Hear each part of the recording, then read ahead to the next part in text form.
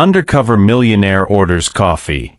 Black waitress secretly slips him a note that stops him cold. She pressed the folded paper into his palm with hands that trembled like autumn leaves, and whispered words that would haunt him forever. "Please, don't let them know I gave you this." Welcome to our channel, beautiful souls. If you're new here, we share stories that touch the heart and remind us of our shared humanity. Take a moment to tell us where you're watching from in the comments below, whether you're joining us from New York, Lagos, London, or anywhere in between. Let's create a global family right here, and I'm sending prayers and positive energy to each and every one of you today. The morning rain drummed against the floor-to-ceiling windows of the 62nd floor, each droplet racing down the glass like tears on a giant's face. Daniel Washington stood motionless in his corner office, watching the city wake up below him.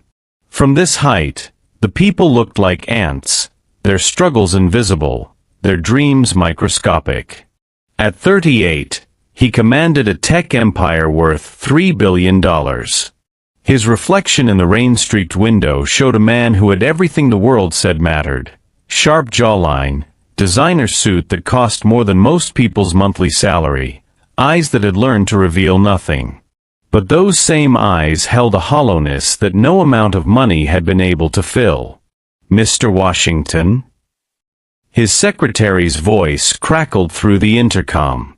"The board meeting has been moved to 10:30.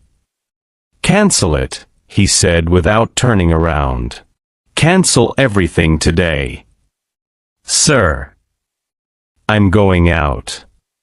For the first time in 15 years, Daniel Washington was going to walk among the people he'd forgotten how to see. 47 miles away, in a part of the city where dreams came to die, Amelia Torres was already 4 hours into her double shift at Rosie's Diner.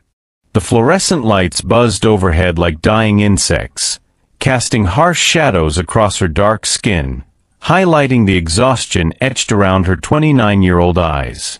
Her hands moved with practiced efficiency, coffee pot in one hand, order pad in the other, smile plastered on her face despite the ache in her feet and the heavier ache in her heart. Table 6 needed more syrup. Table 3 was complaining about cold eggs again. Table 1 had left without tipping, as usual. "Amelia, honey, you doing okay?" Rosie called from behind the grill, her gruff voice softened with genuine concern. At 65, Rosie had seen enough broken people stumble through her doors to recognize the signs.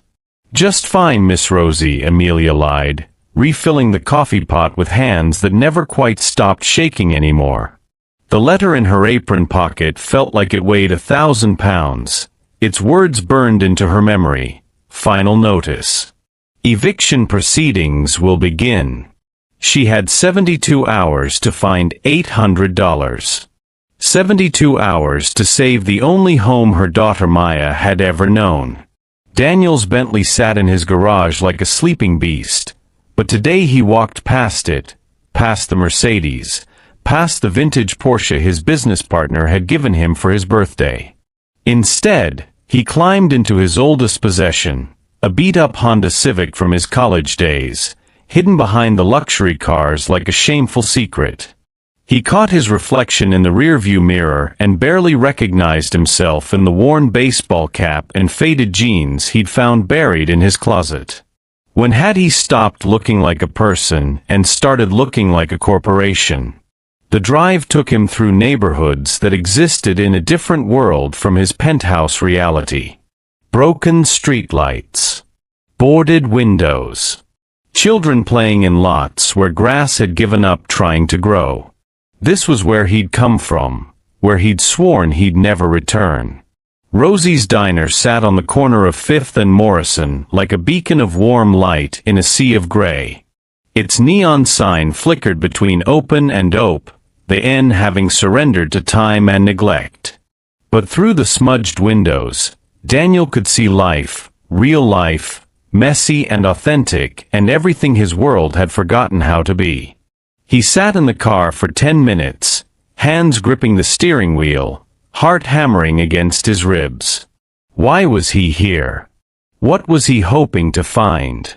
The bell above the door chimed as he entered, and the smell hit him like a physical force: bacon grease and coffee, disinfectant and dreams deferred. Every head in the place turned to look at him, suspicious eyes cataloging his presence like a threat assessment. "Sit anywhere you like, sugar," called a voice that made him turn. She was behind the counter, this woman with tired eyes and graceful hands, her name tag reading Amelia in faded letters. Something about her made his chest tighten in a way he couldn't name. He chose a corner booth, the red vinyl cracked and held together with duct tape. The menu was sticky with decades of use, offering comfort food at prices that belonged to another era. But he wasn't really reading it. He was watching her. Amelia moved like a dancer between the tables, despite her obvious exhaustion. She smiled at the construction worker who came in shaking rain from his jacket. She remembered how the elderly woman at table 4 liked her coffee, light and sweet, just like her late husband used to make it. She treated every customer like they mattered, like their story was worth hearing. When she finally approached his table, her smile faltered just slightly. Up close, he could see the questions in her dark eyes, the way she was trying to place him in this world where he clearly didn't belong. "What can I get you, hon?" Her voice was warm honey over broken glass. "Coffee," he said, then caught himself. "Black, please." She poured it without a word, but he felt her studying him. When she turned to leave, he found himself speaking again. "Long shift." She paused, coffee pot suspended in air. "They all are." Something in her tone made him look up, really look. Past the uniform and the tired smile, he saw something that made his breath catch. Pain. The kind of deep, soul-crushing pain he recognized because he carried it too. "You remind me of someone," he said softly. For just a moment, her composure cracked. Her hand trembled slightly as she set the coffee pot down, and when she looked at him again, her eyes were swimming with unshed tears. "Everyone reminds someone of someone," she whispered. "That's what makes us human." She walked away quickly, but Daniel couldn't shake the feeling that something profound had just passed between them. Something that had nothing to do with coffee or casual conversation. Something that felt like recognition. He was about to take his first sip when she appeared beside his table again, so quietly he almost didn't notice. This time, there was something different in her eyes, a desperate kind of hope mixed with terror. "More coffee?" she asked, but her voice was strange, tight with emotion. As she poured, her hand brushed his, and he felt something, paper, folded small and passed with a practiced stealth of desperation. Their eyes met for just an instant, and in that moment, he saw straight to her soul. That's when she leaned close enough that he could smell her perfume, something floral and fading, bought from a drugstore but worn like armor against the world's cruelty, and whispered the words that would change everything. "Please, don't let them know I gave you this." Daniel's hands shook as he unfolded the paper beneath the table, his coffee growing cold as the words swam before his eyes. The handwriting was careful, feminine, but urgent, as if every letter had been pressed into the paper with desperate hope. "I know this sounds crazy, but I think you might be my father. My mother was Isabella Torres. She worked at Washington Industries 15 years ago. She never told me your name, but she kept a photo. You have the same eyes. The same hands. I'm not asking for money. I just wanted you to know I exist. That she loved you. That maybe, somewhere in your heart, you might remember her. Amelia."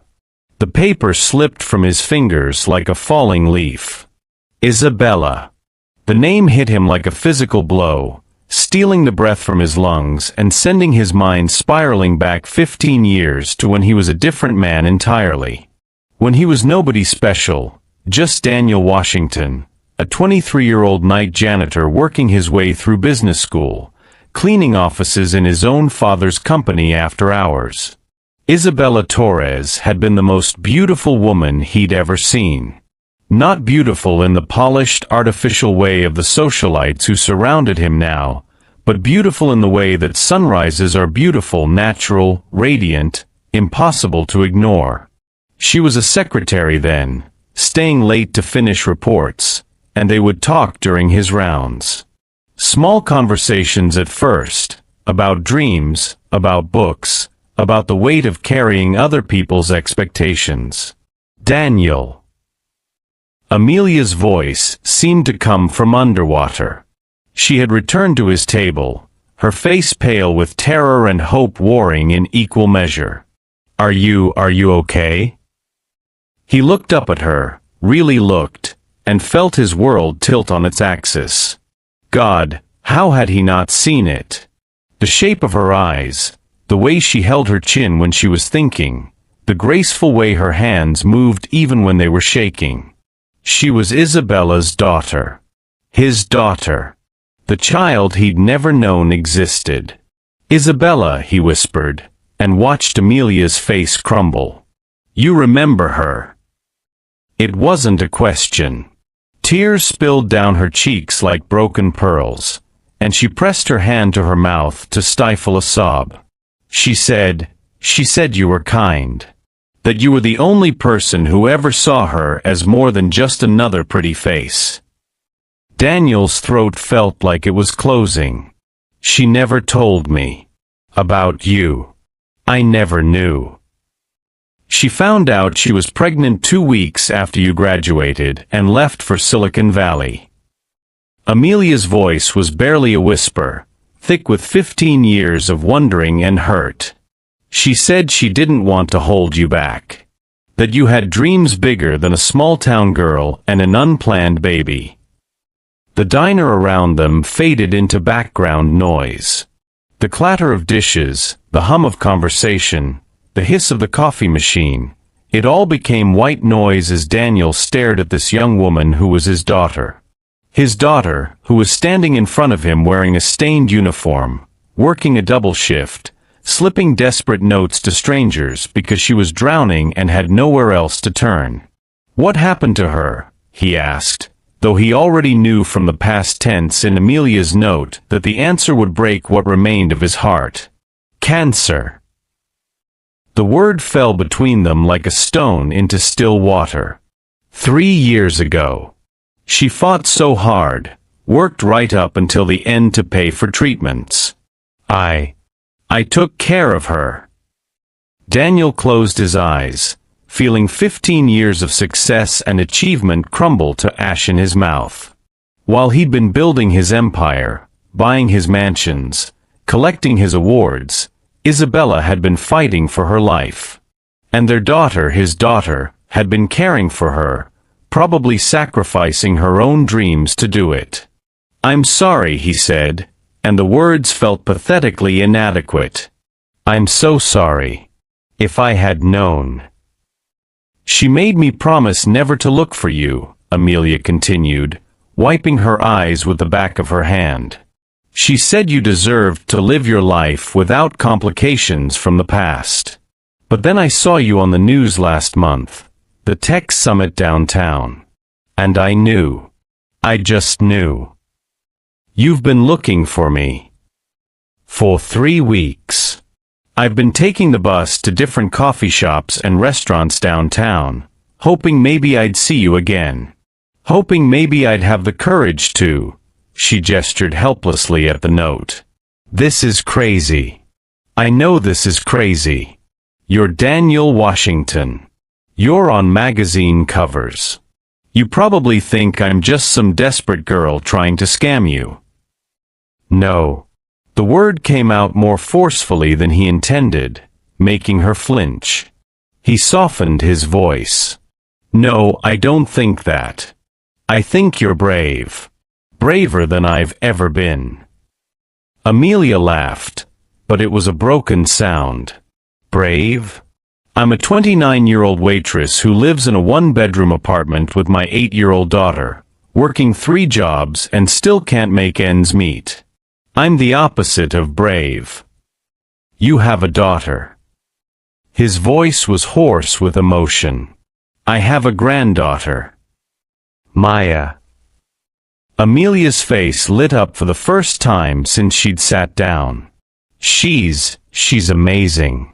Smart as a whip, wants to be a doctor. She's at school right now, probably driving her teacher crazy with questions about how the human body works. Daniel felt something crack open in his chest, a warmth he hadn't felt in years. "She sounds wonderful." "She is. She's the best thing I ever did." But the light faded from Amelia's eyes. "We're being evicted. 3 days. I've got 3 days to come up with $800 or we're out on the street. That's why that's why I finally worked up the courage to approach you. Not because I want your money, but because I'm terrified of what happens to Maya if I can't figure this out." The admission seemed to cost her everything. She hunched over as if protecting herself from a blow, and Daniel could see the shame radiating from her like heat. "How much do you need?" he asked quietly. "I told you, I'm not asking for money. But I'm asking. How much do you need? For the apartment, for Maya, for everything." Amelia was quiet for so long he thought she might not answer. When she finally spoke, her voice was barely audible. "The eviction notice is for $800. But there's also the electric bill. They're going to shut it off tomorrow if I don't pay. And Maya needs new shoes. And there's this field trip to the Science Museum that she's been talking about for weeks, but I can't afford the $15 fee. And she broke off, covering her face with her hands. "I can't do this anymore. I can't keep pretending I'm strong enough to handle everything on my own." Daniel reached across the table and gently pulled her hands away from her face. Her skin was soft but calloused from hard work, and when she looked at him, he saw Isabella looking back, the same determined spirit, the same fierce love for her child. "You're not on your own anymore," he said, and meant it with every fiber of his being. "I've been absent for 15 years, but I'm here now. And I'm not going anywhere. You don't understand. I don't want charity. I want," she struggled for the words, "I want what Maya and I have never had. I want family. I want someone who chooses us not because they have to, but because they want to." Daniel felt tears sting his eyes, tears he hadn't shed since he was a child. "I want that too. More than you know." Around them, the diner continued its daily rhythm, oblivious to the fact that 2 lives had just collided and rearranged themselves entirely. Rosie called out an order. The coffee maker gurgled. A truck rumbled past outside. But in their corner booth, a father and daughter sat across from each other for the first time, both crying, both afraid, both daring to hope that maybe, just maybe, the loneliness that had defined their lives was finally coming to an end. The silence stretched between them like a bridge neither quite knew how to cross. Daniel stared at his daughter, and felt the familiar walls he'd spent 15 years building slam back into place. This was too much, too fast, too real.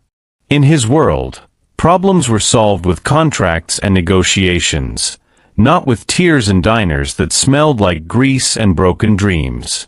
"I need to think," he said suddenly, pushing back from the table. This is a lot to process."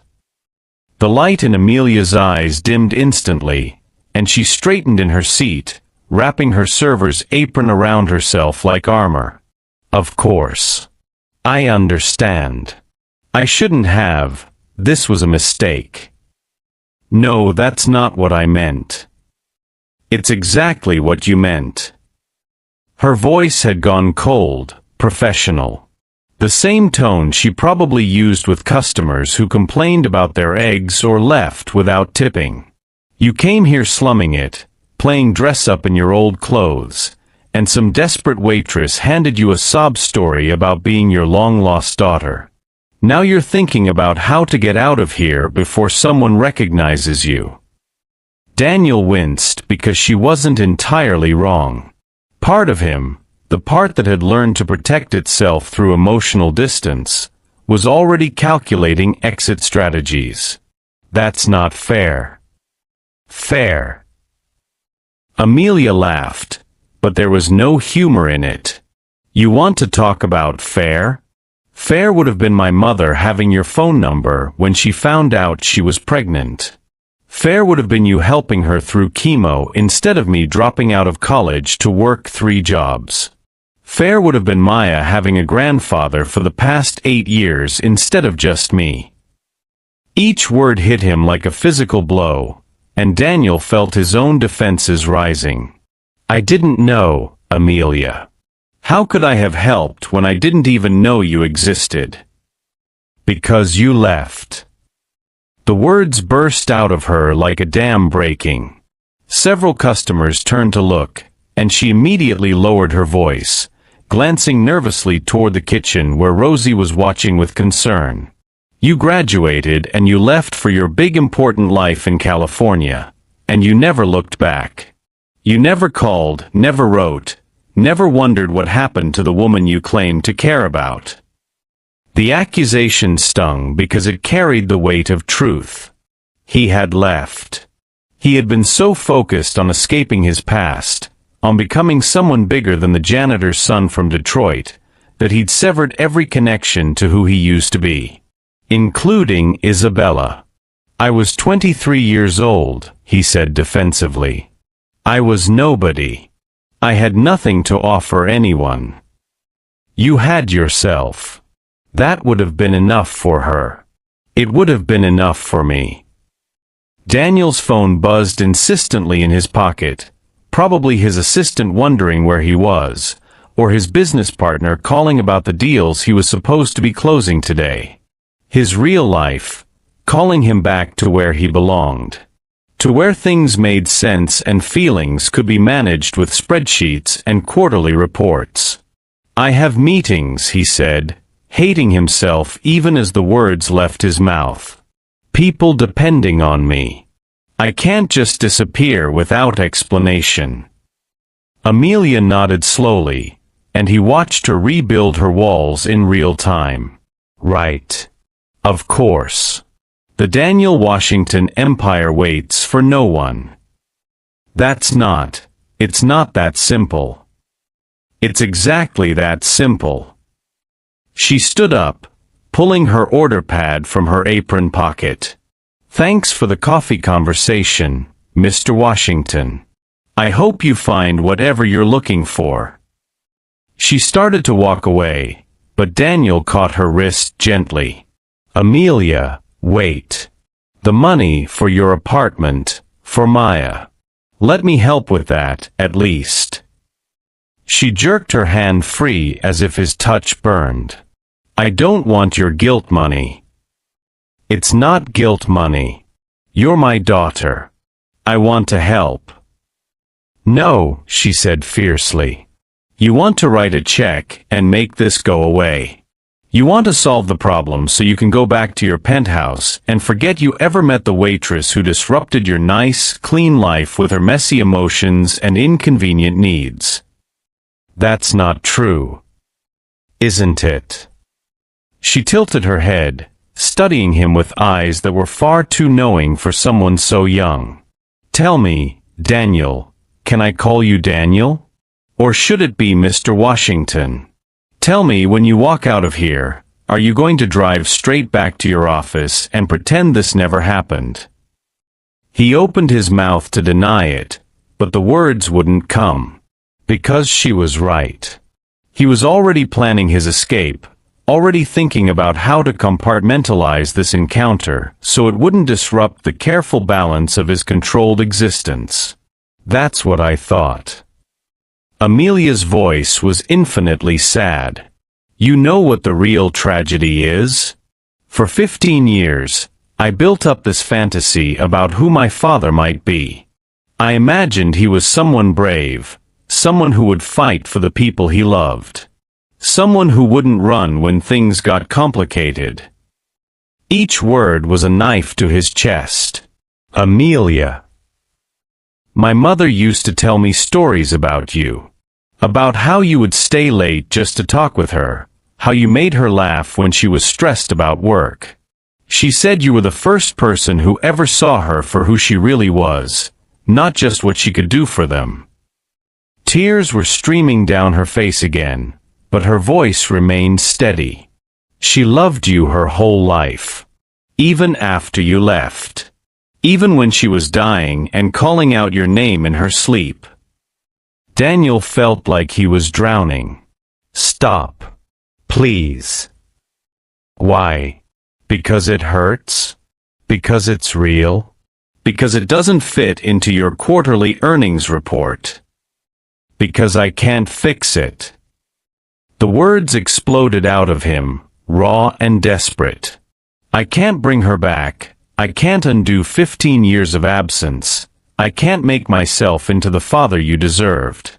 I don't know how to be what you need me to be. For a moment, Amelia's anger cracked, and he saw the little girl underneath, the child who had waited her whole life for someone to choose her. I'm not asking you to be perfect. I'm asking you to stay. The simple request shattered something inside him. Stay. Such a small word that carried the weight of everything he'd spent his life running from. Commitment. Vulnerability. The possibility of failing someone who mattered. I don't know how, he whispered. Then learn. She wiped her eyes with her sleeve, leaving streaks of mascara on the white fabric. But don't learn on my time. I've got a daughter to protect, and I won't let her get attached to a grandfather who's going to disappear the moment things get difficult. With that, she turned and walked back toward the kitchen, leaving Daniel alone in the booth with her words echoing in his head and the weight of his own cowardice settling on his shoulders like lead. He sat there for another 10 minutes, watching her work. She didn't look at him again, but he could see the careful way she held herself, as if one wrong move might shatter her completely. When she refilled coffee cups, her smile was bright and automatic. When she took orders, her voice was cheerful and professional. But he could see the pain she was carrying, the way it lived in the tension of her shoulders and the careful distance she maintained from everyone around her. Hey everyone, we're halfway through this incredible journey of connection and heartbreak. I can feel the emotion building, and I know many of you are feeling it too. Take a moment in the comments to share what you're thinking right now. Are you rooting for Daniel to find his courage? What would you do in Amelia's shoes? Your thoughts and experiences make our community stronger, so don't be shy about sharing your heart with us. Finally, Daniel stood up and walked to the counter. He pulled out his wallet and left $200 bills beside his untouched coffee cup. It wasn't enough. Nothing would ever be enough, but it was what he could do in this moment. As he reached the door, he heard her voice one last time. The money won't make you my father, Daniel. Only staying will do that. He paused with his hand on the door handle, feeling the weight of choice pressing down on him. Behind him was a daughter who needed him, a granddaughter he'd never met, and a chance to honor the memory of a woman he'd loved and lost. Ahead of him was the safety of his old life, where feelings could be managed and hearts could be protected behind boardroom tables and profit margins. For one terrible moment, he almost turned around. Instead, he pushed through the door and walked out into the rain, leaving his heart behind in a diner that smelled like coffee and regret. Daniel made it exactly 4 blocks before his conscience staged a full rebellion. He sat in his Honda at a red light, rain drumming against the windshield like accusatory fingers, when his phone rang. The caller ID made his stomach drop. St. Mary's Elementary School. Mr. Washington? The voice was crisp, professional. This is Principal Martinez from St. Mary's. I'm calling about Maya Torres. Maya. His granddaughter. The child he'd learned existed 20 minutes ago and was already failing. I'm sorry, there must be some mistake. I'm not. You're listed as her emergency contact, sir. Her mother must have added you recently. Maya's been in an accident during recess. Nothing serious, a twisted ankle from the playground, but we need someone to pick her up. We've been trying to reach Ms. Torres for over an hour, but she's not answering her phone. Daniel's mind raced. Amelia was probably so upset after their encounter that she'd turned off her phone, or maybe she was in the middle of her shift and couldn't answer. Either way, there was an 8-year-old girl sitting in a nurse's office, hurt and alone, waiting for someone who cared enough to come get her. "I'll be right there," he heard himself say. "Wonderful. Just bring ID and..." Wait. Daniel's voice cracked slightly. "What does she look like? So I'll recognize her." There was a pause. "Oh. Well, she's a beautiful little girl. Dark hair and braids, huge brown eyes. She's wearing a purple sweater today with a unicorn on it. Very chatty, very bright. She's been asking the nurse about how bones heal and whether she'll need an X-ray. Quite the little scientist." Daniel closed his eyes, and for a moment he could see Isabella at that age, curious, fearless, asking questions that made adults smile despite themselves. "I'll be there in 15 minutes." St. Mary's Elementary sat in a neighborhood that straddled the line between hope and surrender. The building was old but well-maintained, its brick walls covered with colorful murals painted by students whose dreams still outweighed their circumstances. Daniel parked his Honda between a rusted pickup truck and a minivan held together with duct tape and determination. The hallways smelled like disinfectant and childhood, that particular mixture of crayons, juice boxes, and possibility that existed nowhere else in the world. His footsteps echoed on linoleum floors decorated with paper cutouts of autumn leaves and inspirational quotes about reaching for the stars. "Mr. Washington?" A woman in her 50s approached him, extending a hand. "I'm Principal Martinez. Thank you for coming so quickly." "Of course. How is she?" "Maya's fine physically. But she's been worried about her mother. Apparently, this is the first time Ms. Torres hasn't answered when the school called. Maya keeps asking if something bad happened." Daniel's chest tightened. Of course Maya would be worried. She'd already lost her grandmother. She'd probably learned early that adults could disappear without warning. "She's in here," Principal Martinez said, leading him toward a small office marked nurse. She paused at the door. "I should mention, Maya is quite protective of her mother. She might be a little wary of strangers." Through the door's window, Daniel caught his first glimpse of his granddaughter. She was tiny, smaller than he'd expected, sitting on a medical cot with her injured foot elevated on a pillow.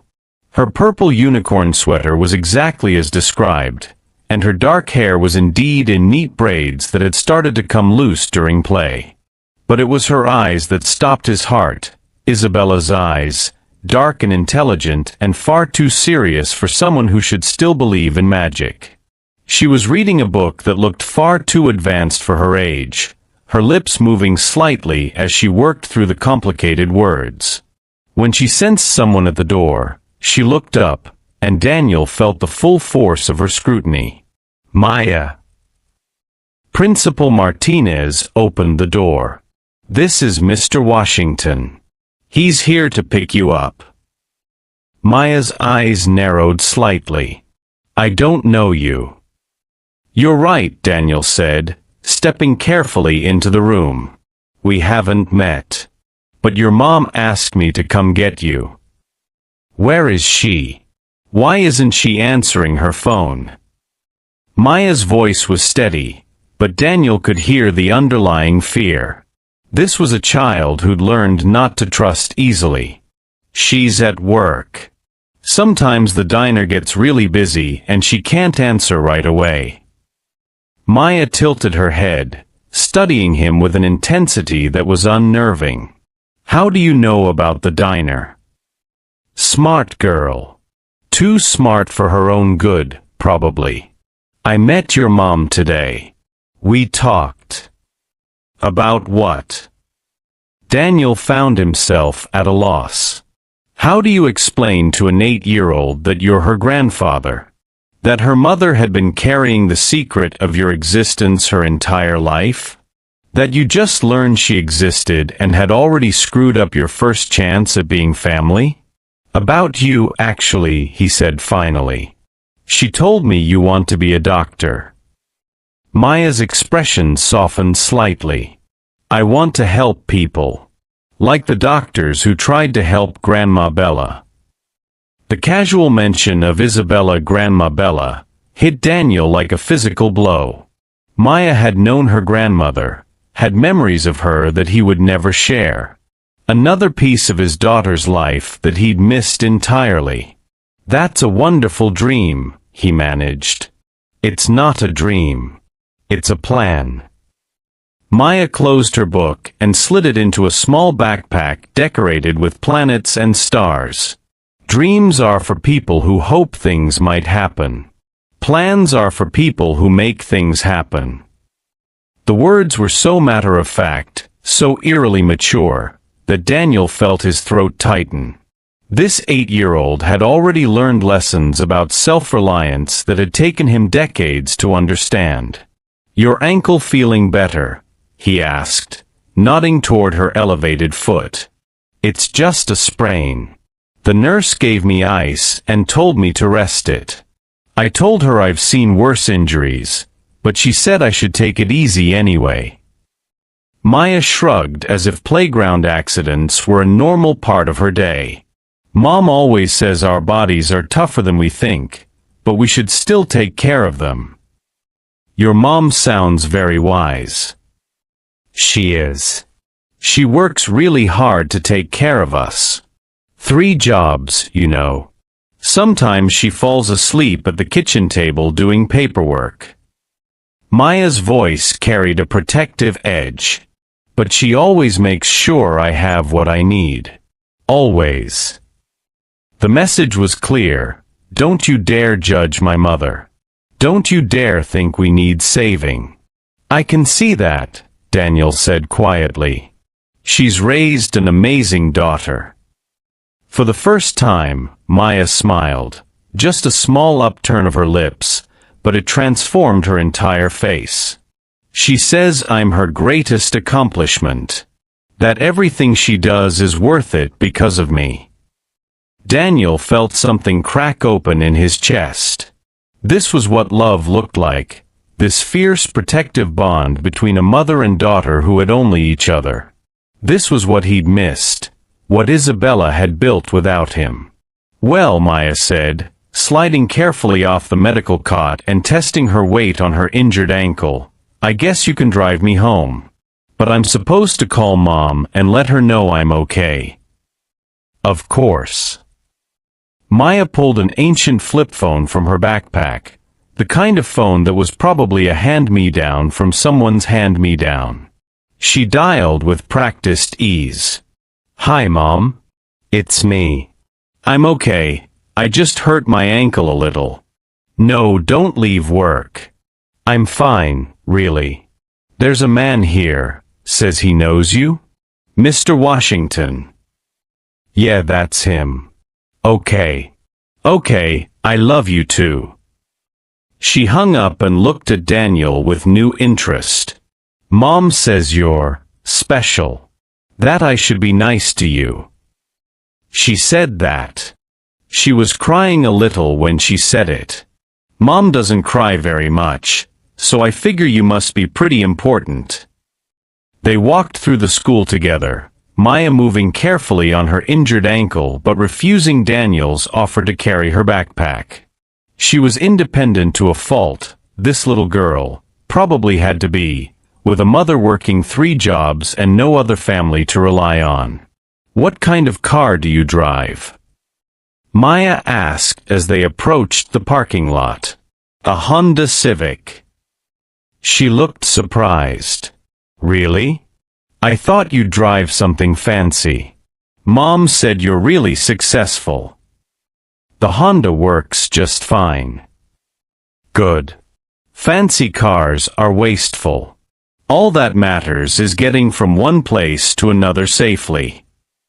Maya nodded approvingly.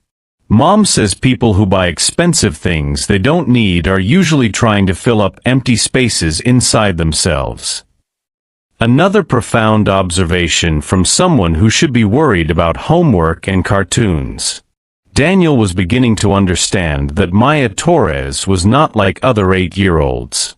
She was a child who'd been forced to grow up too fast, who'd learned to see the world with adult eyes while still believing in her ability to change it.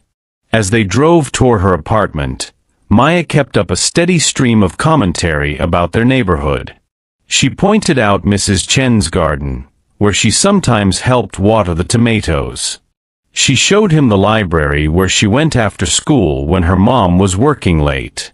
She identified the good places to buy groceries and the stores to avoid because they overcharged people who didn't have other options. There's our building, she said, pointing to a 3-story apartment complex that had seen better decades. We're on the 2nd floor. Apartment 2B. The elevator's broken, but that's okay because Mom says climbing stairs is good exercise. Daniel parked outside and looked up at the building that housed his daughter and granddaughter. It wasn't the worst place he'd seen today, but it wasn't far from it. The paint was peeling, several windows were boarded up, and he could see water stains on the brick where gutters had overflowed during countless storms. "Thank you for the ride," Maya said formally, unbuckling her seatbelt. "I can make it upstairs okay." "Actually," Daniel said, surprising himself, "I'd like to wait until your mom gets home, just to make sure you're settled." Maya studied him again with those 2 knowing eyes. "You don't trust me to take care of myself." "I trust you completely. But I think your mom might worry if she comes home and you're here alone with a hurt ankle." It was a diplomatic answer, and Maya seemed to accept it. "Okay. But I should warn you, our apartment isn't very big. And the couch is kind of lumpy. And sometimes the upstairs neighbors play music too loud." "I'm sure it's perfect." As they climbed the stairs together, Maya moving slowly but determinedly, Daniel resisting the urge to help, he realized that somewhere in the past hour, his carefully planned escape had become something else entirely. He was about to see where his daughter lived. About to sit in her living room and wait for her to come home. About to become part of their story, whether he was ready for it or not. And for the first time in 15 years, the prospect of staying terrified him less than the thought of leaving. Maya's apartment was a study in making magic from nothing. Daniel stood in the doorway, taking in the small living space that somehow felt more like home than his multi-million-dollar penthouse ever had. The furniture was clearly secondhand, a couch with mismatched throw pillows, a coffee table held together with wood glue and hope, bookshelves made from boards and concrete blocks. But every surface told a story of love carefully tended. The walls were covered with Maya's artwork, crayon drawings of people in white coats labeled Dr. Maya, watercolor paintings of flowers that looked suspiciously like they'd been copied from medical textbooks, and a timeline of the human circulatory system that would have impressed a high school biology teacher. "Mom says education is the one thing nobody can take away from you," Maya explained, noticing his attention to her academic displays. "So I study extra hard. I'm already reading at a 7th grade level." "That's incredible." "Not really. I just practice a lot. Mom reads with me every night, even when she's tired from work." Maya settled carefully onto the couch, propping her injured ankle on a pillow. She says her mom used to do the same thing with her. "Your grandmother taught your mom to love reading?" "Oh yes. Grandma Bella was really smart. She wanted to go to college, but she had to work instead to help her family. So she made sure Mom got to go." Maya's face lit up with pride. "Mom was the first person in our family to go to college. She was studying to be a teacher when I was born." Daniel felt another piece of his daughter's story slot into place. Amelia had been in college when she became pregnant. She'd given up her dreams to raise Maya alone. She never finished her degree. She will someday. She keeps her textbooks in her bedroom, and sometimes I catch her reading them late at night. She says when I'm older and things are more stable, she'll go back. Maya shrugged as if this was simply another fact of their life. "But right now, taking care of me is more important." The casual mention of sacrifice made Daniel's chest ache. How many dreams had his daughter postponed? How many opportunities had she let slip by while working 3 jobs to keep them afloat? "Can I get you something to drink?" Maya asked, ever the polite hostess. "We have water, or I could make tea. Mom taught me how to use the stove safely." "Water's fine. But let me get it, you should rest that ankle." "I can do it." Maya started to stand, but Daniel was already moving toward what he assumed was the kitchen. "Maya, please. Let me help." The kitchen was barely larger than a closet, with appliances that belonged in a museum and cabinets that didn't quite close properly. But it was spotlessly clean, and Daniel could see evidence of careful meal planning everywhere. Coupons organized in a small box, a weekly menu written in Amelia's neat handwriting on the refrigerator, generic brand groceries arranged with military precision. As he filled 2 glasses with water, his eyes fell on a small shrine on the counter, 3 photographs in mismatched frames, surrounded by a few wilted flowers and a votive candle that had burned down to almost nothing. The center photograph stopped his heart. Isabella. Beautiful, vibrant Isabella, probably around the time he'd known her. She was laughing at something off camera, her hair caught in mid-motion as if she'd just turned toward the photographer. She looked exactly as he remembered her, full of life and possibility and the kind of joy that made everyone around her believe in magic. To the left was another photo of Isabella, this one clearly taken years later. She was thinner, wearing a headscarf, but her smile was just as radiant as she held a small girl on her lap.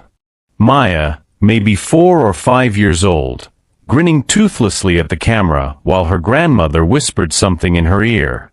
But it was the 3rd photograph that knocked the wind out of him. It was him. Not recent him. This was Daniel from 15 years ago, young and hopeful and wearing the cheap suit he'd bought for his college graduation.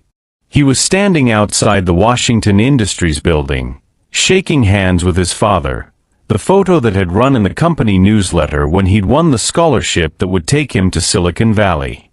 Isabella had kept his picture. For 15 years, through pregnancy and single motherhood and cancer treatments, she'd kept his picture on her kitchen counter like a prayer. "That's Grandma Bella," Maya said from the doorway, having ignored his instructions to rest. "And that's you, isn't it?"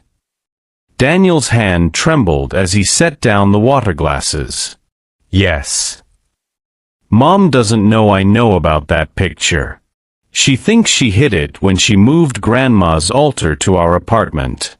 But I saw her looking at it sometimes, when she thought I was asleep. Maya moved closer, studying the photographs with clinical interest. Grandma used to touch your picture and talk to it. Especially when she was sick. What did she say? That she hoped you were happy. That she hoped you'd found everything you were looking for. Maya looked up at him with those disconcerting eyes. Did you find everything you were looking for? The question hung in the air like a challenge. Daniel stared at the photographs, at Isabella's face, at his own younger self, at the granddaughter he'd never known existed, and realized he couldn't remember what he'd been looking for anymore. I thought I did, he said finally. But now you're not sure? Now I'm wondering if I was looking for the wrong things. Maya nodded as if this made perfect sense. Mom says that happens to grown-ups sometimes. They get so busy chasing things they think they want that they forget to pay attention to what they actually need. Before Daniel could respond, they heard footsteps on the stairs, rapid, urgent, taking the steps two at a time. A key turned in the lock, and Amelia burst through the door like a force of nature. Maya. Baby, are you okay? I'm so sorry I couldn't answer my phone. Rosie had me in the kitchen helping with a big order, and I didn't hear it ring until... She stopped mid-sentence when she saw Daniel standing in her kitchen. Oh. The air between them crackled with unresolved tension from their earlier encounter. Amelia looked exhausted. Her uniform was stained with coffee and grease. Her hair had escaped its ponytail, and there were worry lines around her eyes that hadn't been there that morning. "Hi, Mom," Maya said cheerfully, apparently oblivious to the emotional undercurrents. "Mr. Washington gave me a ride home from school. I hurt my ankle on the playground, but it's not bad. Just a sprain." Amelia's eyes never left Daniel's face. "Thank you," she said stiffly, "for picking her up. I'm sure you have somewhere else you need to be." The dismissal was clear, but Daniel found himself rooted to the spot. "Actually, He was looking at Grandma's pictures, Maya interrupted. "The ones in the kitchen. I think it made him sad." Amelia's composure cracked slightly. "Maya, why don't you go to your room and work on your homework? I need to talk to Mr. Washington. But I want to hear about how you and Mr. Washington know each other, and why he was in Grandma's picture, and why you were crying when I called you at work." "Maya." Amelia's voice carried a note of maternal authority that brooked no argument. "Room. Now. Please." Maya sighed dramatically but gathered her backpack and limped toward a door Daniel assumed led to her bedroom. "It was nice meeting you, Mr. Washington," she called over her shoulder. "I hope you figure out what you're really looking for." When the bedroom door closed, the silence in the apartment became deafening. Amelia stood with her back to him, her shoulders rigid with tension. "You had no right," she said finally, "to come here. To pick up my daughter. To look through our things." She was hurt and alone. "You weren't answering your phone.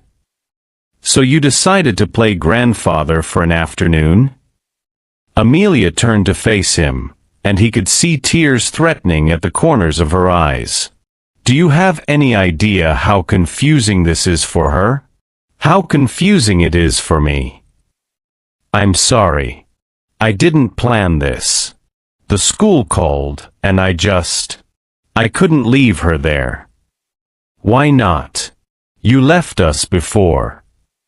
The words hit him like a slap. "I didn't know you existed.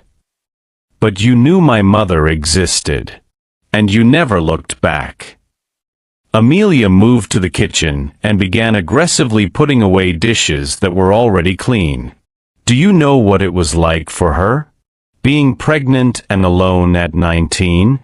Having to drop out of school because she couldn't afford childcare and tuition."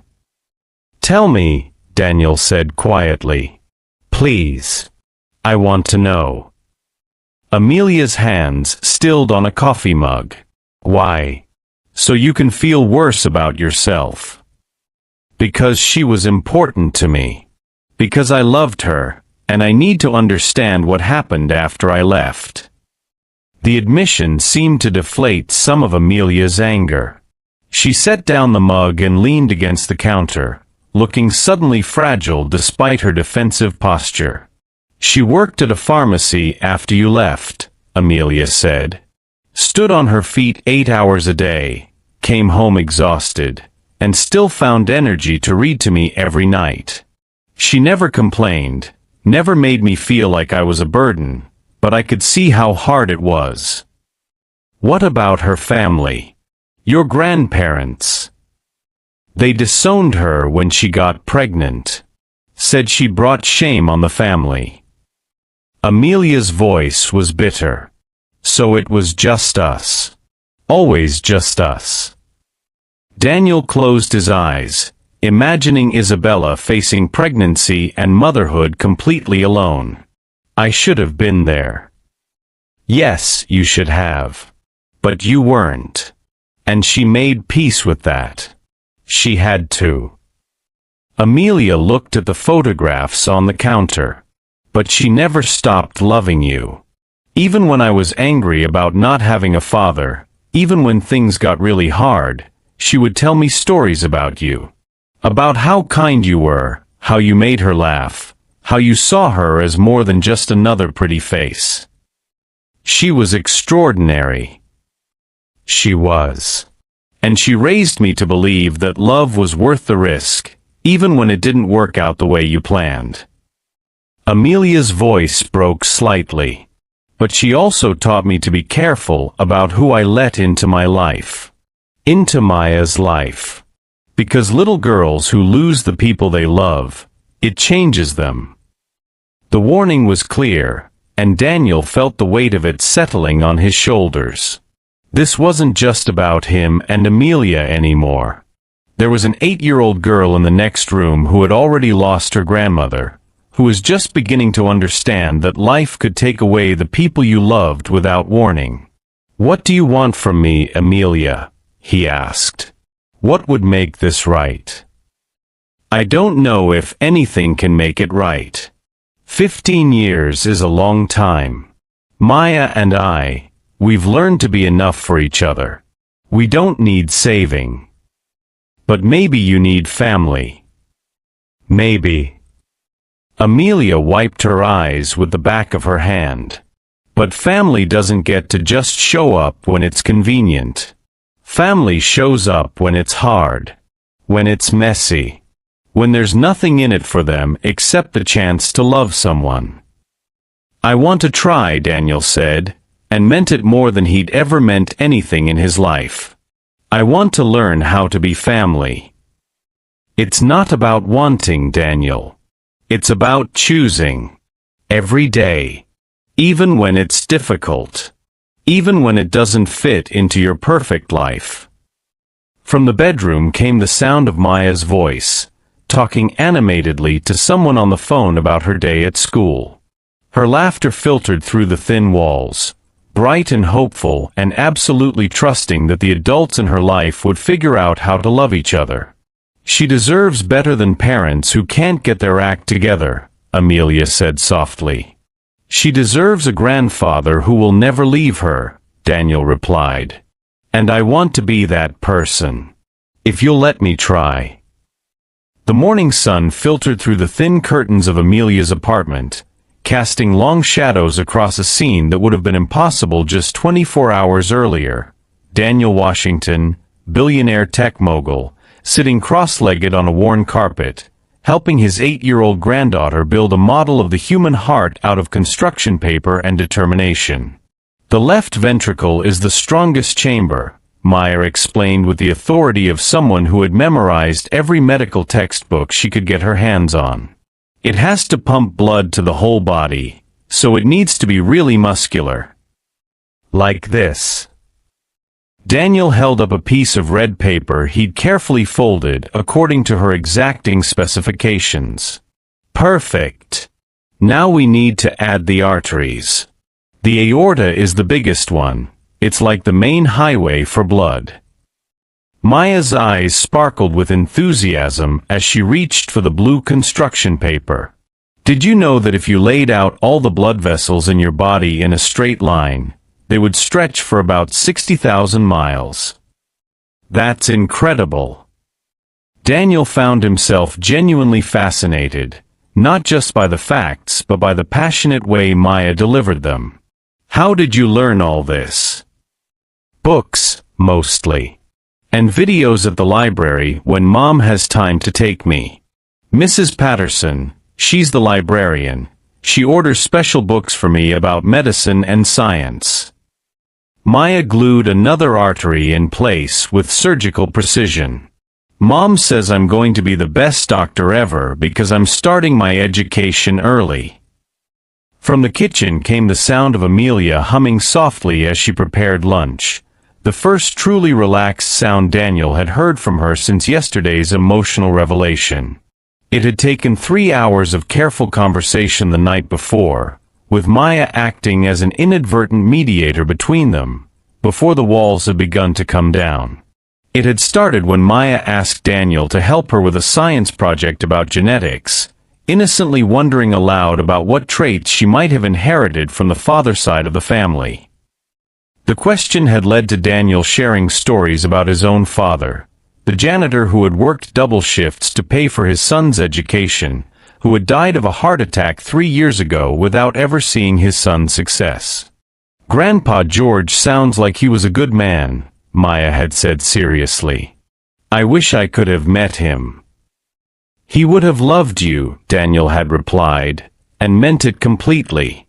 Now, watching Maya work with the same methodical focus he recognized in himself, Daniel could see the genetic threads that connected them. Not just in her intellectual curiosity, but in the way she approached problems, breaking them down into manageable pieces, refusing to give up until she found a solution. Daniel. Amelia's voice called from the kitchen. Can you come here for a minute? Maya looked up from her project. You can call him Grandpa Daniel if you want, Mom. I asked him last night and he said it was okay. Daniel felt his throat tighten with emotion. Only if you want to, Maya. There's no pressure. I think I'd like that. Maya's smile was shy but genuine. I never had a grandpa before. Well, except for Grandpa George, but I never got to meet him. He would have spoiled you rotten, Daniel said, ruffling her hair gently. In the kitchen, Amelia was standing at the stove, stirring what smelled like homemade soup. She looked different this morning, softer somehow, as if sleep had washed away some of the defensive armor she'd been wearing. How are you holding up? She asked without turning around. Honestly? I'm terrified, Daniel admitted. But also, I can't remember the last time I felt this happy. Amelia nodded, still stirring. She likes you. Maya doesn't trust easily, but she's already decided you're safe. And what about you? She finally turned to face him, and he could see the vulnerability she was trying so hard to hide. I'm trying to figure out how to protect her heart while still giving you a chance to be part of our lives. I understand that impulse. But maybe protecting her heart means showing her that it's possible for people to come back. That not everyone leaves. Is that what you're doing? Coming back. Daniel looked through the doorway at Maya, who was now explaining the intricacies of blood flow to her stuffed elephant, using medical terminology that would have impressed his own doctors. I'm trying to. I know I can't undo 15 years, but I want to be here for whatever comes next. It won't always be this easy, Amelia warned. Maya's smart and wonderful, but she's also 8 years old. She has nightmares sometimes about losing me the way she lost her grandmother. She gets scared when I'm late from work. She worries about money even though I try to shield her from it. Then maybe she doesn't have to worry about money anymore. Amelia's expression hardened slightly. We talked about this. I don't want your charity. It's not charity when it's family. And I'm not talking about throwing money at problems. I'm talking about being present. About sharing the load.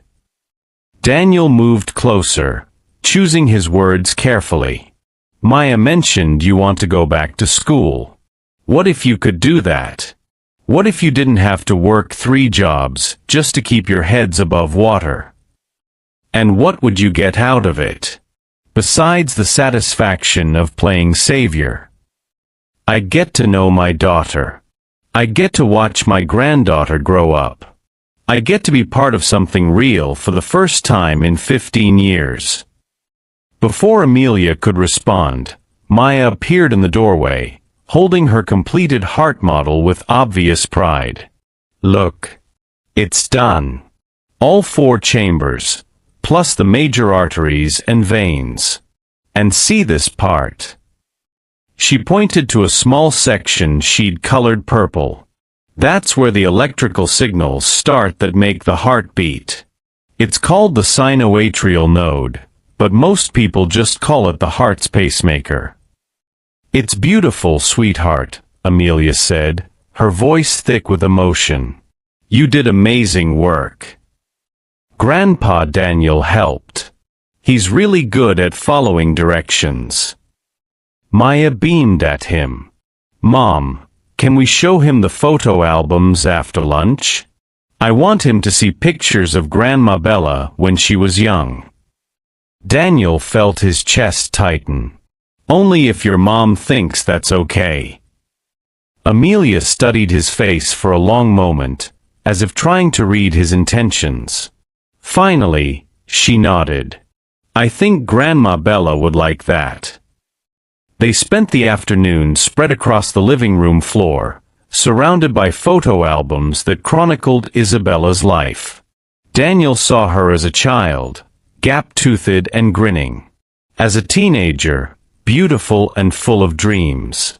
As a young woman working at his father's company, professional but radiant. This is from when she was pregnant with me, Maya said, turning to a page of photos showing Isabella with a rounded belly, glowing with happiness despite the uncertainty she must have been feeling. She looks happy, doesn't she? She looks beautiful, Daniel said softly. She always looked beautiful. She used to tell me stories about when I was in her tummy, Maya continued, oblivious to the emotional undercurrents. She said I kicked a lot, especially when she played music. She thought maybe I'd be a dancer. You could still be a dancer, Amelia said. You could be a doctor and a dancer. Or a doctor who dances. There's no rule that says you can only be one thing. Like how you're a waitress and a student and an amazing mom. Maya asked. Exactly like that. They turned more pages, and Daniel watched his daughter's childhood unfold in photographs. Birthday parties in small apartments. Christmas mornings with modest gifts wrapped in newspaper. School plays where Isabella sat in the front row, beaming with pride. She never missed anything, Amelia said quietly. No matter how tired she was from work, she was always there. Every school event, every doctor's appointment, every time I needed her. She sounds like an incredible mother. She was. And she taught me how to be one too. Amelia looked at Maya, who was absorbed in explaining a particularly complex medical diagram she'd drawn when she was 6. Sometimes I feel like I'm failing her. Like I'm not giving Maya everything she deserves. You're giving her the most important thing, Daniel said. You're giving her love. You're giving her your presence. You're showing her every day that she matters. But what about opportunities? What about experiences? Maya's brilliant, but being brilliant doesn't mean much if you can't afford to nurture it. Daniel was quiet for a moment, watching Maya carefully arrange the photographs in chronological order, her young mind naturally organizing information in ways that would serve her well in medical school someday. "What if we worked together?" he said finally. "Not me taking over, not me solving everything with money, but us figuring out how to give Maya the best of both worlds. Your love and guidance, and maybe some opportunities one could help provide." Like what? Like that science museum she wanted to visit. Like tutoring if she wants it. Like knowing that college is a given, not a dream she has to sacrifice for. Daniel paused. Like having a grandfather who shows up to her school plays and cheers the loudest. Amelia was quiet for so long that Daniel wondered if he'd overstepped. But when she finally spoke, her voice was soft with possibility. She's going to be in the Winter Science Fair next month. She's been working on a project about cardiovascular health in her spare time. I'd love to be there. And there's a summer program at the Children's Hospital for kids interested in medicine. It's expensive, but Maya's been talking about it for months. Consider it done. Hey beautiful souls, I can feel the love and hope building in this story, can't you? This moment of connection between 3 generations is so powerful. Drop a comment and let us know, what family traditions or activities bring you the closest to your loved ones? Your stories of connection inspire all of us, so please share your heart below. Maya looked up from the photo albums, her eyes bright with excitement. Really? You'd help me do things like that? Maya, I would be honored to help you do anything that makes you happy, Daniel said, and he meant every word. Even if it's boring science stuff that most people don't understand. Especially if it's science stuff. Because that science stuff is going to help you save lives someday. Maya launched herself across the photo albums and into Daniel's arms, hugging him with the fierce enthusiasm that only 8-year-olds could muster. "I think having a grandpa is going to be really good," she said into his shoulder. Over her head, Daniel met Amelia's eyes. For the first time since he'd walked into the diner, he saw something that looked like hope. "I think so too," he whispered. Outside, the afternoon light was beginning to fade, but inside Amelia's small apartment, something new was beginning to bloom. Something that felt like healing. Something that felt like home. Something that felt like family. The call came at 2:47 a.m. on a Tuesday, shattering the fragile peace Daniel had been building over the past 3 weeks. "Mr. Washington?" The voice was crisp, professional, and completely unfamiliar. "This is Rebecca Chun from Morrison & Associates. I represent your business partner, Marcus Sterling." Daniel sat up in bed, instantly alert. Marcus had been his college roommate, his best friend, his co-founder.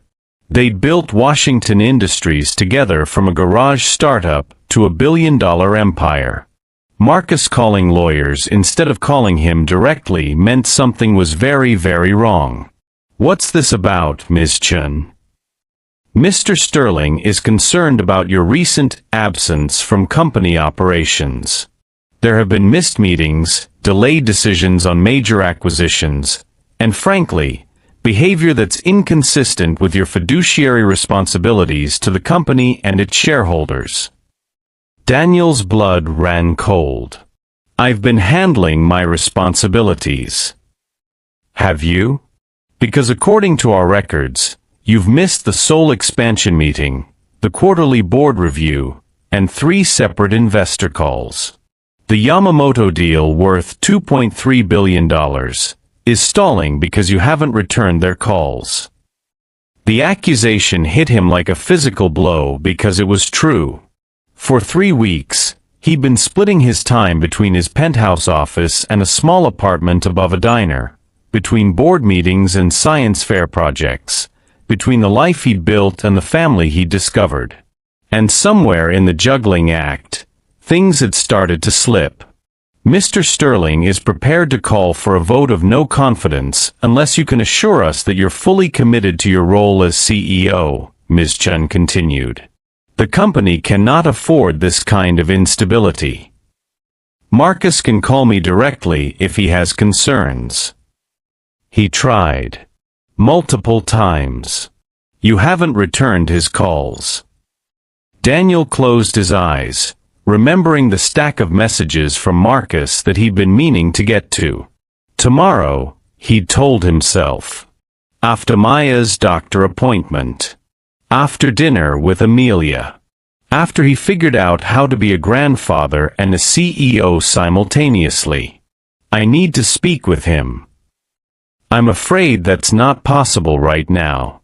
Mr. Sterling is in Tokyo, finalizing the partnerships you should have been handling.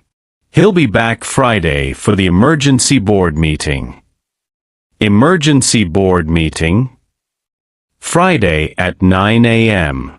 The board will be voting on whether you're fit to continue as CEO, or whether the company needs new leadership. Her voice softened slightly, but remained professional. Mr. Washington, I'd advise you to think very carefully about your priorities before that meeting. The line went dead, leaving Daniel staring at his phone in the darkness of his penthouse bedroom. Through the floor-to-ceiling windows, the city sparkled like a circuit board, all those lights representing lives and dreams and responsibilities he'd been hired to protect. His phone buzzed with a text from Amelia. Maya's so excited about the museum trip tomorrow. She's been planning her questions for the cardiovascular exhibit all week. Thank you for making her so happy. The message was followed by a photo Maya in her pajamas, surrounded by medical textbooks, making notes on a legal pad with the intense concentration of a surgeon preparing for a complex operation. Daniel stared at the image, feeling his world split in two. On one side was Maya's gap-toothed grin and Amelia's cautious trust.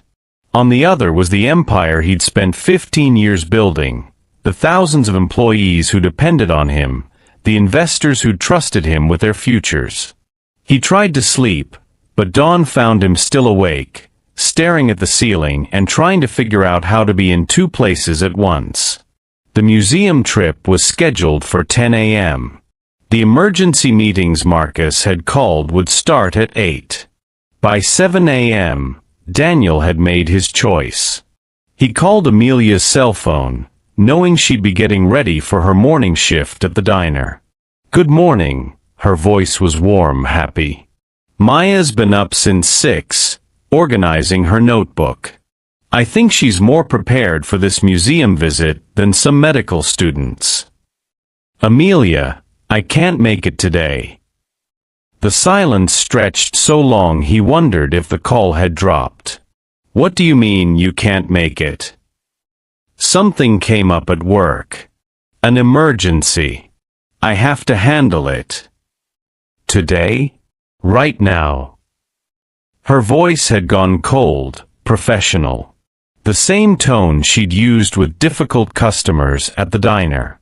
It's complicated. There are legal issues, board meetings. If I don't handle this, I could lose everything. Everything. The word was sharp as a blade. And what exactly is everything, Daniel? The company. My position. 15 years of work. I see. Another long pause. And where do Maya and I fit into your definition of everything? Daniel pressed his palm against his forehead, feeling the walls of his carefully constructed life closing in. That's not fair. You know how much you both mean to me. Do I? Because from where I'm standing, it looks like the moment your real life called, you dropped us like we were just a pleasant distraction. It's not like that. Then what is it like, Daniel?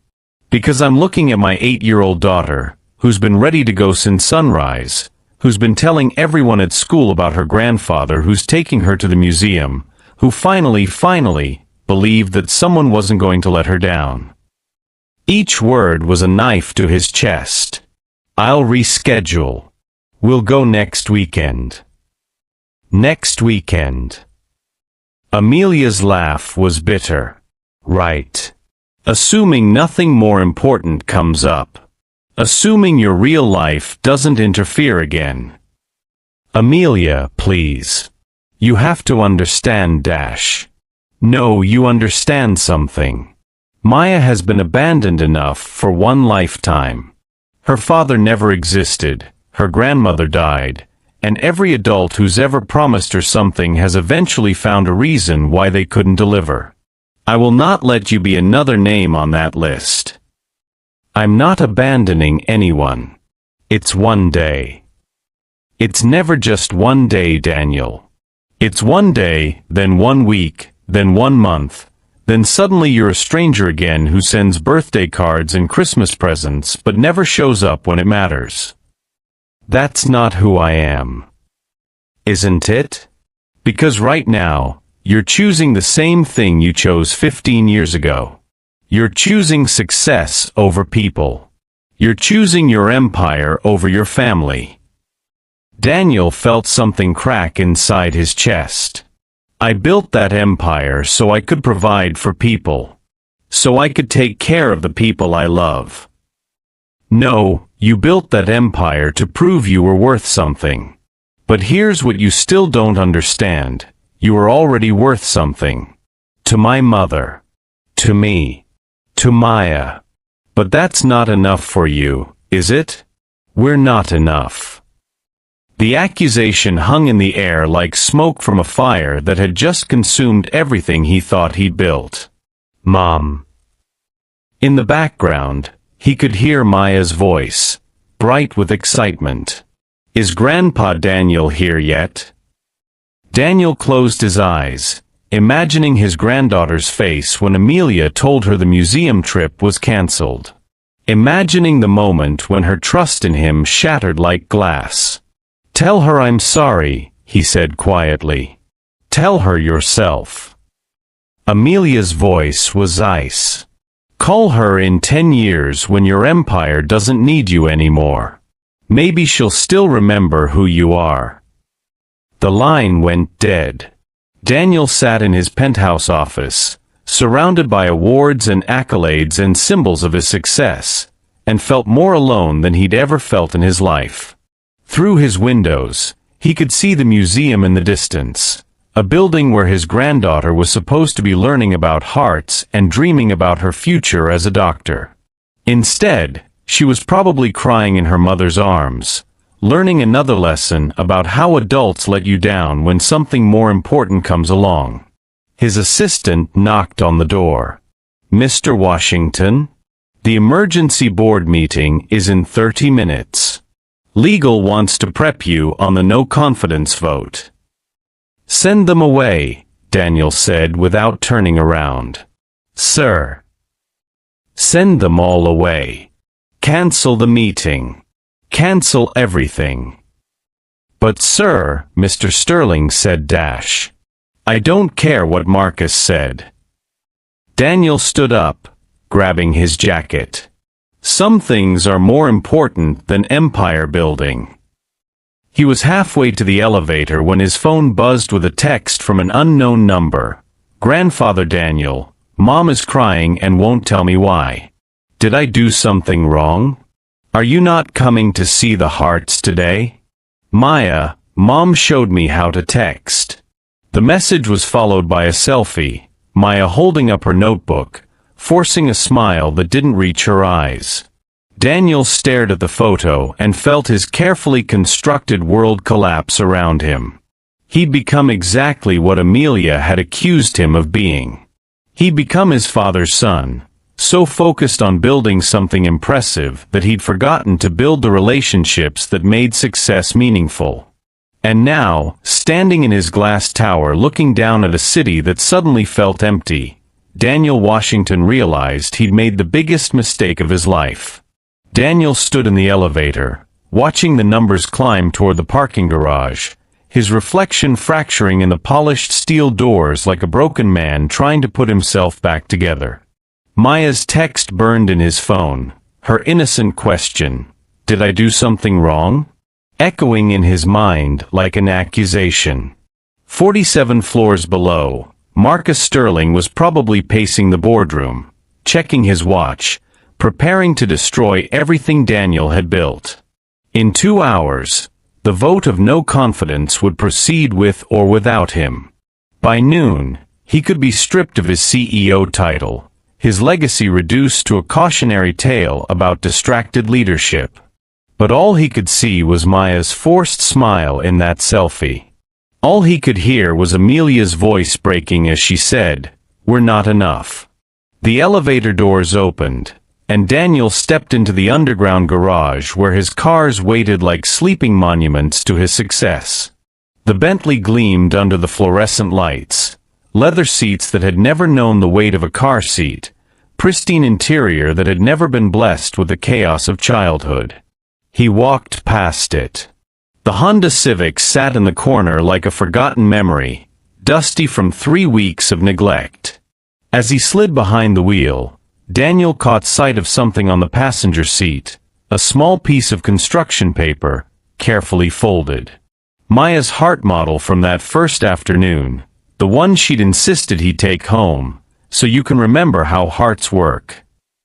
His hand shook as he unfolded it, revealing her careful artwork and the note she'd written in purple crayon, "For Grandpa Daniel.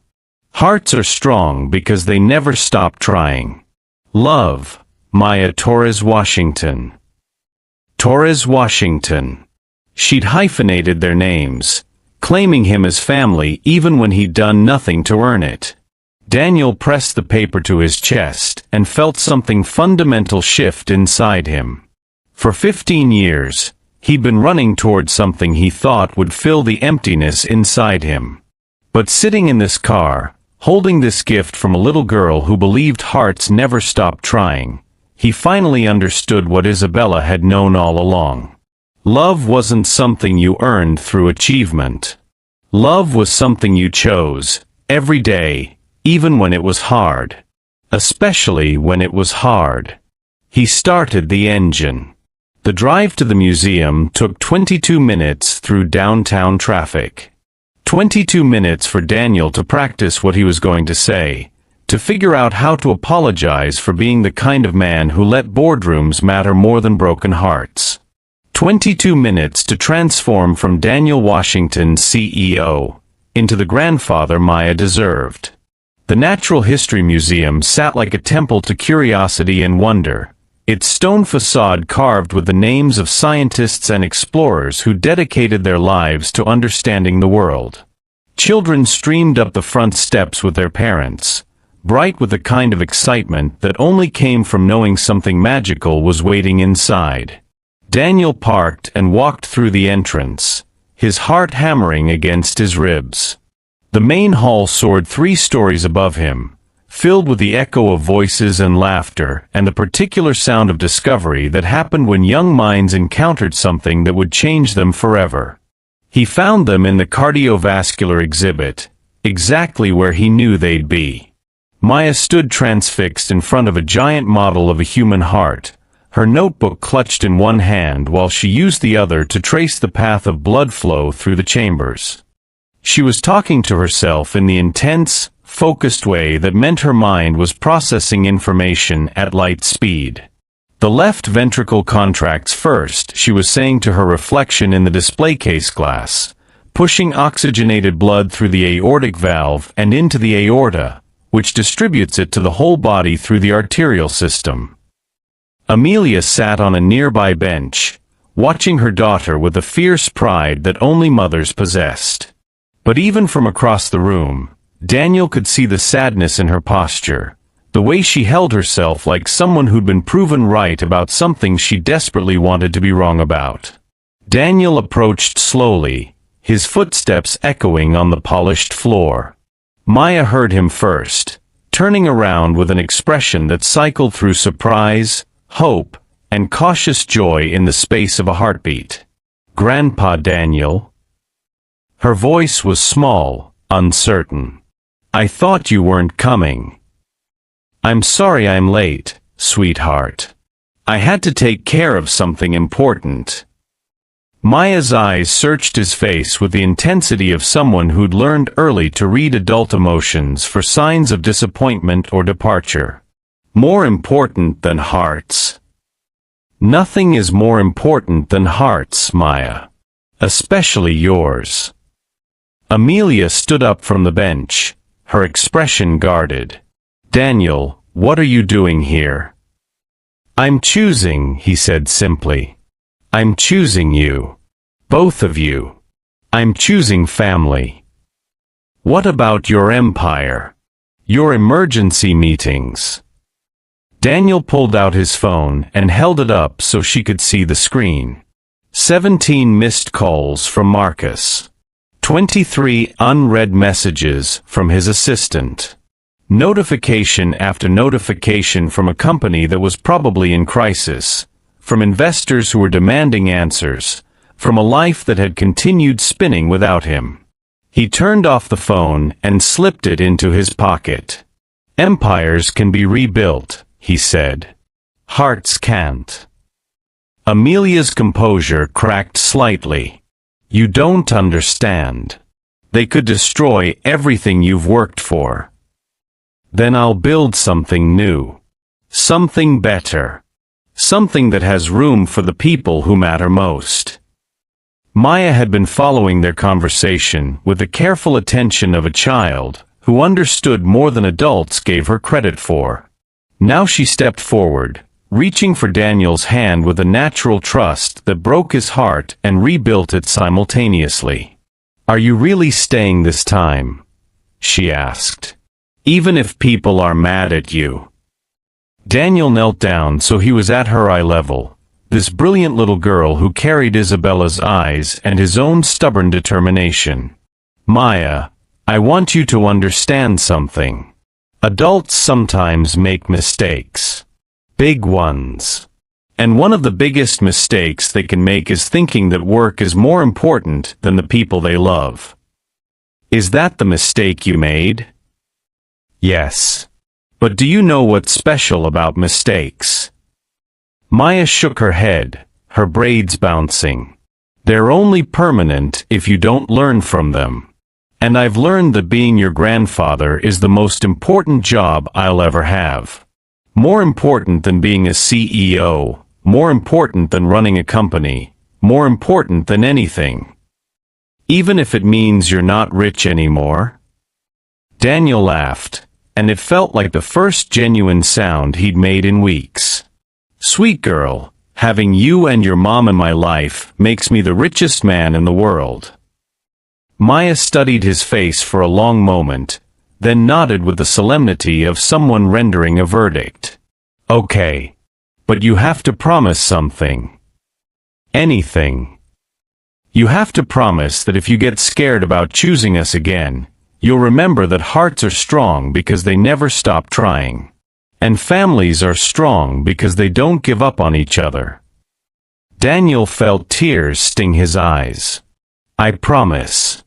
But Maya, can you promise me something too?" "What?"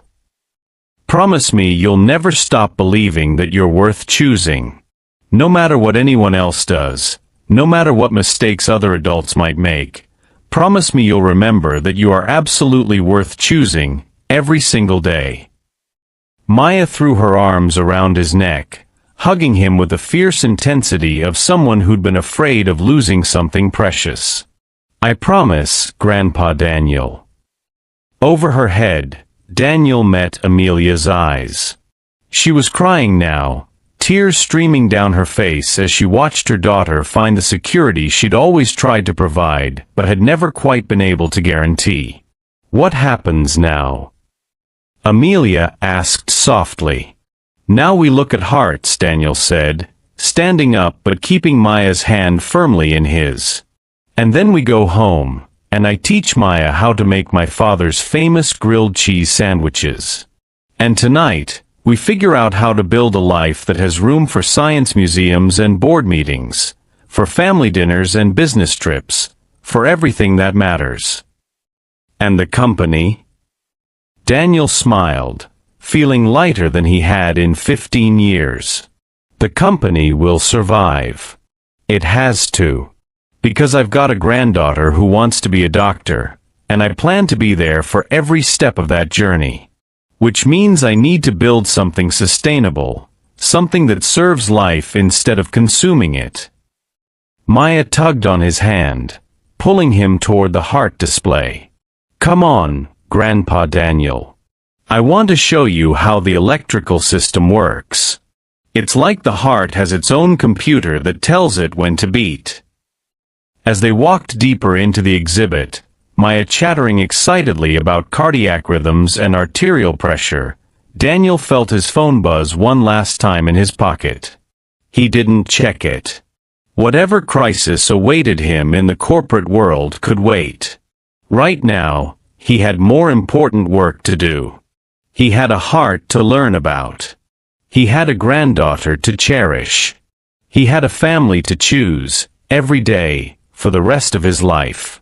And for the first time since he'd walked away from Isabella 15 years ago, Daniel Washington was exactly where he belonged.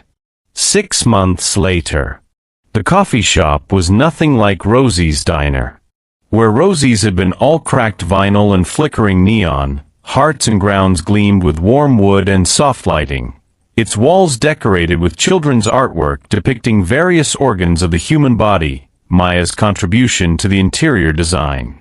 The espresso machine hummed with precision engineering, but the soul of the place remained unchanged. It was still a refuge for people who needed a moment of warmth in an often cold world. Daniel stood behind the counter, sleeves rolled up, learning to perfect the art of latte foam from Amelia, who had traded her stained uniform for the title of co-owner and head of operations. Her business degree, finally completed through night classes he'd helped finance, hung proudly on the wall next to Maya's latest science fair ribbon. "The key is in the wrist motion," Amelia said, guiding his hand as he attempted to create a heart shape in the foam. "Gentle, but confident. Like everything else worthwhile in life. Like this." Daniel's attempt looked more like a lumpy cloud than a heart, but Amelia smiled anyway. "Perfect. Your technique is improving." Through the large front windows, they could see Maya at her favorite corner table, surrounded by textbooks that would have challenged most high school students. At 9 years old, she was already working through advanced biology with a tutor Daniel had found, not to push her, but to feed her insatiable curiosity about how living things worked. "The mitochondria are like tiny power plants," Maya was explaining to her study partner, 8-year-old Carlos, whose mother worked the evening shift at the hospital. "They take glucose and oxygen and turn them into energy that cells can use. It's like magic, but with science." Carlos nodded solemnly, though Daniel suspected he understood about half of what Maya was saying. It didn't matter. What mattered was that Maya had found her passion and was already learning to share it with others. The bell above the door chimed, and Marcus Sterling walked in, shaking rain from his umbrella. 6 months ago, Marcus had been Daniel's business partner and closest friend. Then he'd been the man trying to destroy Daniel's career. Now Marcus was something harder to define, but infinitely more valuable. "The prodigal CEO returns," Marcus said with a grin, settling onto one of the mismatched stools at the coffee bar. "How's the empire of caffeine and cardiac education treating you?" Better than the empire of hostile takeovers and quarterly earnings, Daniel replied, sliding a perfectly brewed coffee across the counter. How's the company? Thriving, actually. Turns out your sustainable business model and focus on employee well-being has increased productivity by 30%. The board is calling you a visionary. Daniel laughed. A visionary who almost lost everything because he forgot what everything actually meant. But you didn't lose it. You transformed it. Marcus sipped his coffee and nodded appreciatively.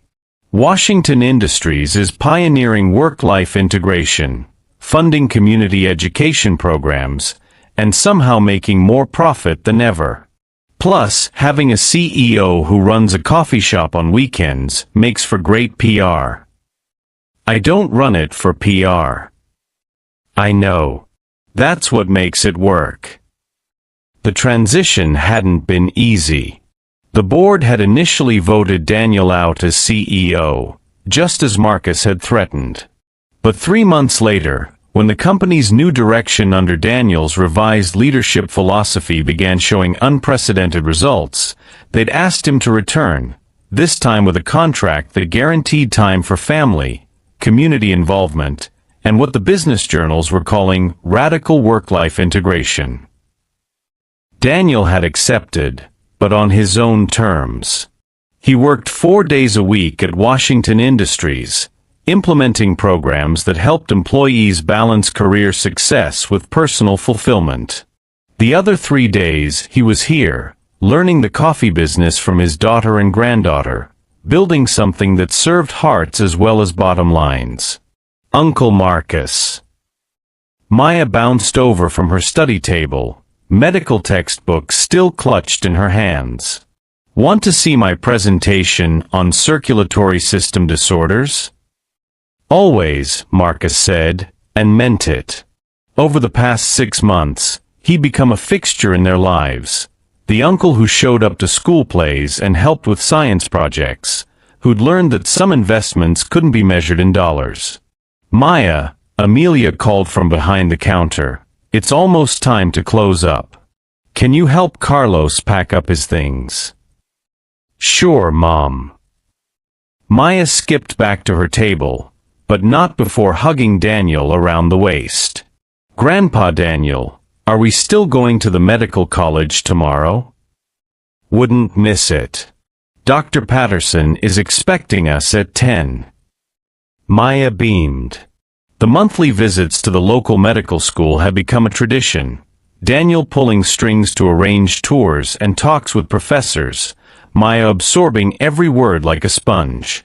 She already had a 10-year plan for her education, complete with undergraduate coursework, medical school applications, and specialization goals. She's going to change the world, Marcus observed, watching Maya organize Carlos's study materials with the efficiency of a seasoned researcher. She already is, Amelia said softly. Every day. As they cleaned up and prepared to close, Daniel found himself thinking about Isabella. Not with the sharp pain of loss that had defined his memories for so long, but with a warm gratitude for the love she'd planted that had bloomed into this beautiful, complicated, perfectly imperfect family. Her photograph sat on the counter now, not hidden away but honored, surrounded by pictures of Maya's achievements, Amelia's graduation, and family moments that proved love could indeed be found again, even after loss. Isabella would be proud, Amelia said, following his gaze to the photos. She would be proud of you, Daniel corrected, for raising Maya with so much love and strength. For giving me a chance to be family. For building this life out of nothing but determination and hope. We built it together. Yes, Daniel said, and the word carried the weight of everything he'd learned about partnership, about choosing people over profits, about the kind of success that actually mattered. We did.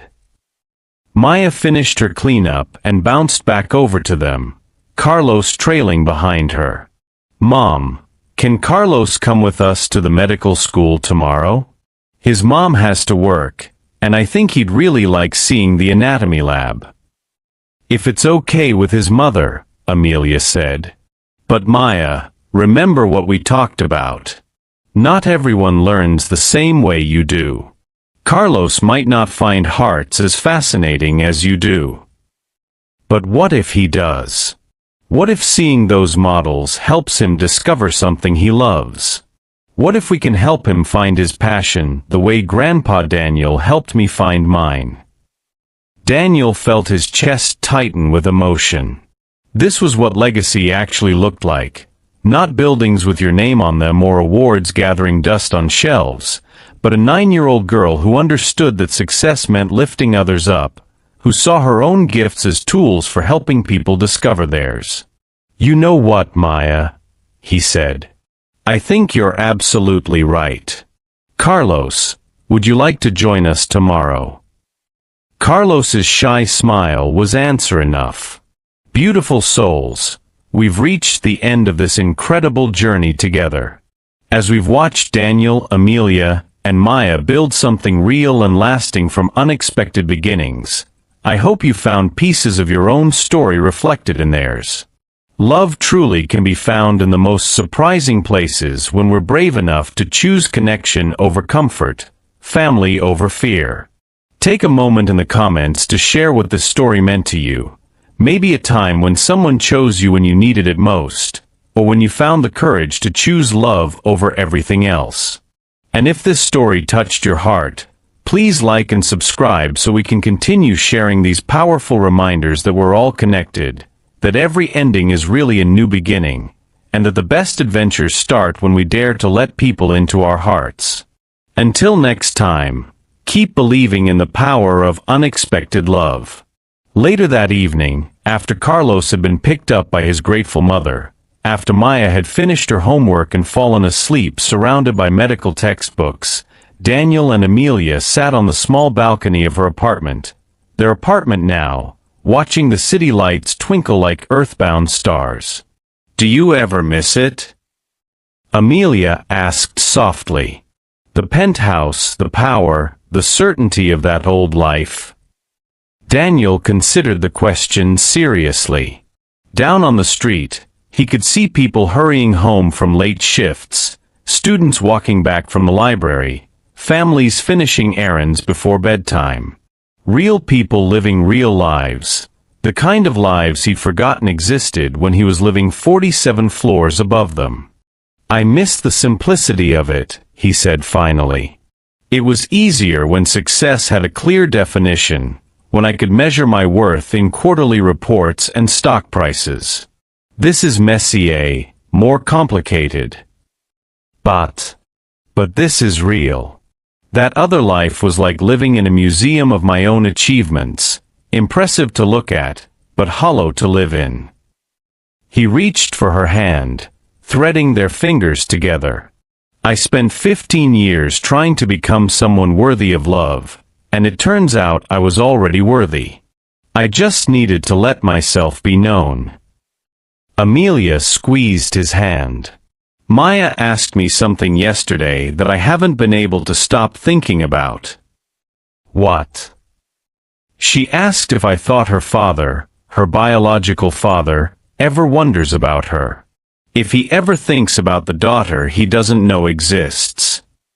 Daniel felt his chest tighten. What did you tell her? I told her that some people spend their whole lives looking for something they already have, but that the lucky ones figure it out before it's too late. Amelia looked at him with eyes that held no accusation, only understanding. I told her that her real father is the one who chooses her every day, who shows up when she needs him, who sees her dreams as his own. And what did she say? She said she's glad her real father found us when he did, because she has big plans and she's going to need his help with them. Daniel laughed, imagining Maya's matter-of-fact delivery of such a profound statement. She does have big plans. Did you see her latest project outline?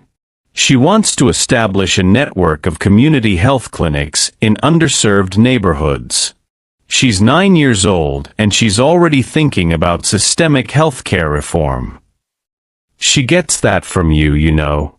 That drive to build something that matters.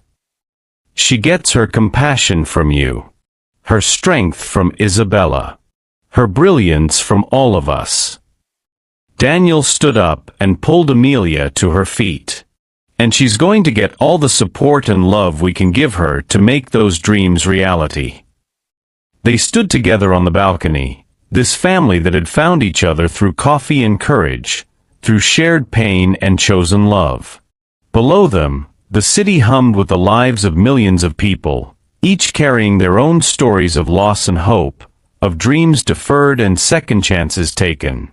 In 6 months, Maya would turn 10, and Daniel was already planning the surprise party, not in some fancy venue, but here in their coffee shop, surrounded by the community they'd built together.